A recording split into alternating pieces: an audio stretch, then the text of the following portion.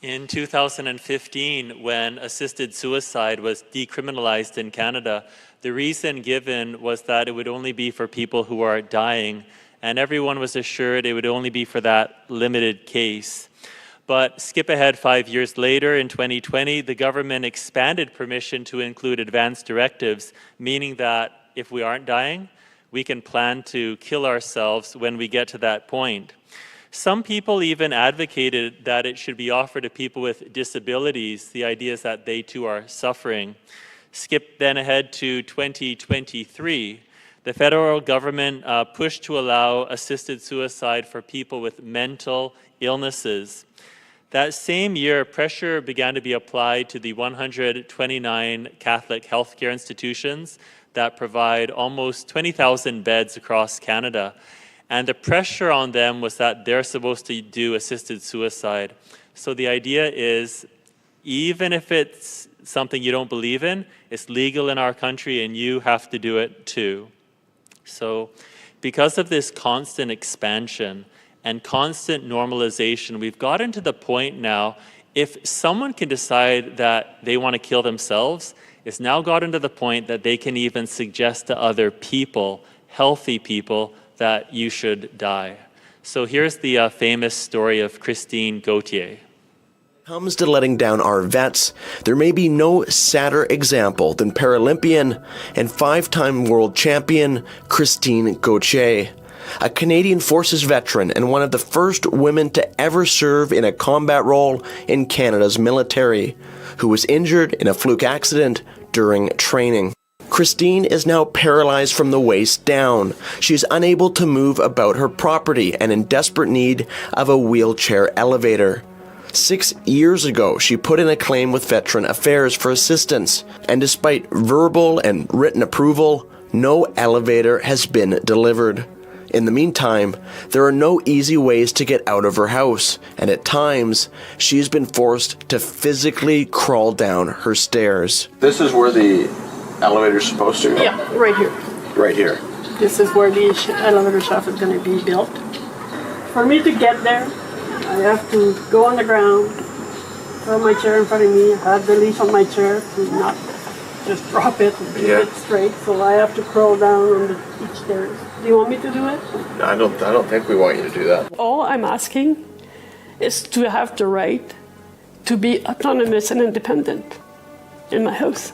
Christine called Veteran Affairs begging for help. What happened next shocked the conscience of Canadians. And I told them I was right there in my chair, looking out, stating, this is ridiculous. I can't go on. I can't keep going on like that. I need help. I can't keep going on like this. And he said, if you really think you can't go on like this and you really can't do it anymore, you have the right to die.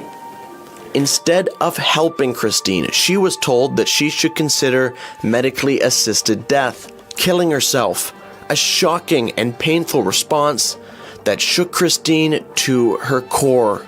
And I said, I can't believe, we're here asking you for the equipment I need to live, but you're going to tell me I have the right to die? How did it make you feel when they said that? Destroyed me. At the moment, I just couldn't believe that someone would come out and say something like this. Yeah, so the past 10 years of Canadian history have shown us that when one person is allowed to kill themselves, then a lot of people start being allowed to kill themselves. So it's based on the principle, if some people who are dying, if they're allowed to kill themselves, you just open the door for them, that door starts opening up really wide. So what about people who are in pain? And then people who are just kind of in a little pain. And then what about people who are lonely? And so now we've gotten to the point that, well, if I can decide to kill myself, I can actually maybe suggest to other people, you might want to kill yourself. So today we're in the second of our 4-part series on euthanasia. We're meditating on the responsorial psalm today. It's a wisdom psalm. It's very beautiful, but very simple. It's about the 2 paths the human person can take. The first part is the path of the righteous. This is very good. Or we can take the path of the wicked. And so the Psalm's really getting at that in the end, ultimately, you can either choose to follow God or not. One of these paths leads to life, the other leads to death. And these paths really describe the two worldviews. So one worldview says life is sacred, it's given by God, none of us are allowed to kill ourselves. The other view says, no, life is something we can control. We can choose to kill ourselves if we want. So there's no middle ground, right? The past 10 years of Canadian history have shown if a few people are allowed to do it, everyone's allowed to do it. This worldview, the worldview I call of the wicked, according to the Psalm, it puts people into two classes, the protected class and the unprotected class. So do you remember Mr. Kevin Berthia from last week? He went to the Golden Gate Bridge, tried to jump, but then Officer Kevin Briggs stopped him. So everyone agrees that was right, because Mr. Berthia is in the protected class. Everyone thinks his life is worthy to be protected. But not so, for example, Mr. Alan Nichols of Chilliwack, 61 years old, with a history of depression, other medical illness issues, but none of his issues were life-threatening. He was hospitalized in 2019. He requested euthanasia, and he put down on his form the reason for requesting it: loss of hearing. And so he was euthanized within a month, despite his brother on the right protesting. His brother said, my brother's not mentally well enough to make that kind of decision. So he was in the unprotected class. People would be okay if he kills himself. Lisa Powley of Ontario, 47 years old, has been struggling with anorexia for decades, weighs 92 pounds, describes every day as hell. She has decided she wants to euthanize herself as soon as it becomes legal for her to do so. Again, she will be unprotected. In a famous case in the United States, Terry Schiavo had a brain injury. She was in a vegetative state, but she was not dying. During that time, her husband, Michael, got involved with another woman. Can you guess what happened next? He had children with that woman, and then he directed that Terry's feeding tube be removed. He said she would not want to live in a vegetative state. Now, is it also possible that he wanted some money from her inheritance? Because human nature is prone to sin, after years of legal battles, he won. And Terry died by severe dehydration after 2 weeks. So when killing is legal, some people will be in the unprotected class. Last week we talked about how euthanasia is wrong for the first reason, because it goes against the natural intuition to life. Today we add the second reason. It goes against the standards of civilized society. Now think of a barbaric society, like Nazi Germany, like killing in Rwanda. How do they treat human life? It's disposable. People are objects. No one has an inalienable right to life. So people are protected only if they look a certain way, belong to a certain class, a certain race, if they can perform at a certain level. It is as crazy as this Simpsons spoof of Arnold Schwarzenegger called McBain. And his line was, "You have the right to remain dead." But a civilized society says that everyone has an inalienable right to life. If you belong to the human family, you get the right to life. And euthanasia and assisted suicide go against this right. Slogans like death with dignity, people use that a lot. It's very misleading. It has led to so many killings that no one would ever admit that is justified. This leaflet, published by the Nazis in 1938, says, "This person suffers a hereditary disease, who suffers a hereditary disease, has a lifelong cost of 60,000 Reichsmarks to the national community. Fellow German, that is your money as well." So the Nazis coined the term life unworthy of life.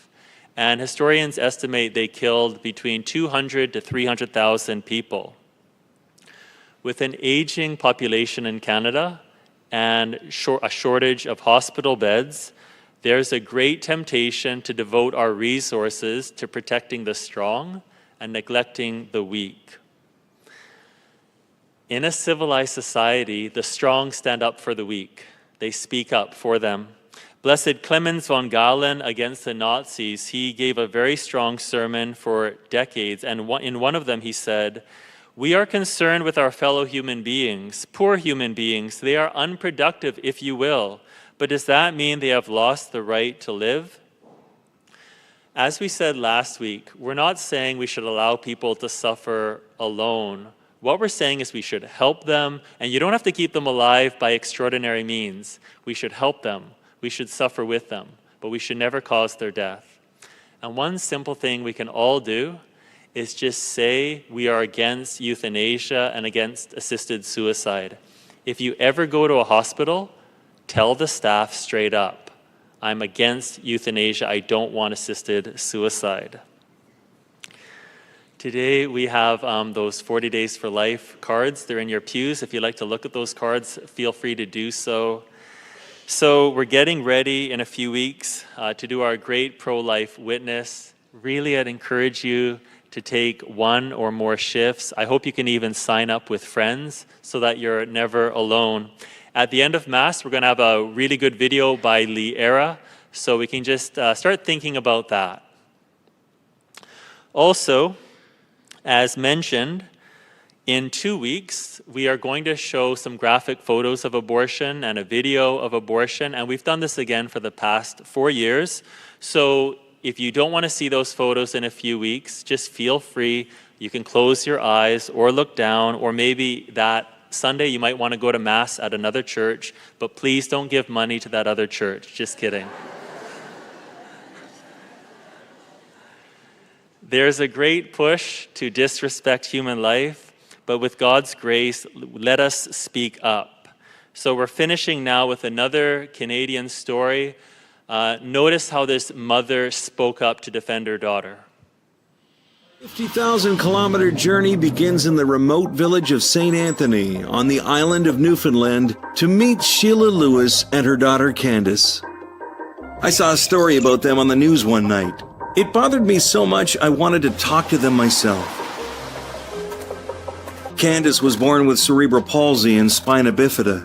Sheila says she took Candace to the hospital last year to save her life. The doctors pretty much told her to abandon hope. She got sick here at home. We got the ambulance. When we got her to the hospital, she was having seizures. They had to give her medication to take her heart rate down. Her heart rate was very high, something 170. This doctor that was seeing her first, and he came in and he told me that her kidney wasn't in the right spot. He told me the lower parts of her lungs had collapsed, so they admitted her. And the next day, when he came in, he talked to her, and then he took me in the hallway and he just stood me up against the wall and he told me about assisted suicide. Death was legal in Canada. And I said, well, he asked, did I know? And I said, no. And then he said, he was all for it. And I said, well, that was your choice. And I told him I wasn't interested in anything to do with assisted suicide death. And he told me, he said, I was being selfish. And he told me that he was leaving and he would be back in January and he wanted to assist me in doing this. And I said, I'm not interested. So I more or less walked away from her. She heard everything. Yeah. And this is your story. Yeah. You said a couple of things on the news story. I remember they said, did you want to die? And what did you say? I don't. You don't. And yet they were talking to you about dying. Yeah. Yeah. Not once did she ever say to them, I want to end my life. Not once. And this doctor that came in and next day after he told me about the assisted suicide death and stuck his face down to hers and said, do you know how sick you are? And I'm just like, and when I got his eyes contact, I went my eyes like that to get out in the hallway, and I told him, I said, don't you ever pull something like that again. They had us told me that she was dying. I believed them. They were the doctors, and she was so sick, so. But I told her if she wanted to go, it was good. She could go. But she didn't. She go, honey. But she didn't want me to be alone. Don't cry. It's all done now. It's over. Yeah. We just don't want it to happen to anybody else, hey? No. Don't want another family to go through this. When Candace got home, something remarkable happened. The whole community rallied around the family to give Candace the care she needed 24 hours a day, 7 days a week, until she recovered. Candace loves her life, expressing joy and humor, art and music. And a year later, she escorted her twin sister down the aisle to give her away in marriage. So ultimately, there are only two ways to approach life. When life is sacred, everyone is protected. When life is something we control, there will be a protected class and the unprotected class. With God's grace, let's choose the way of the righteous.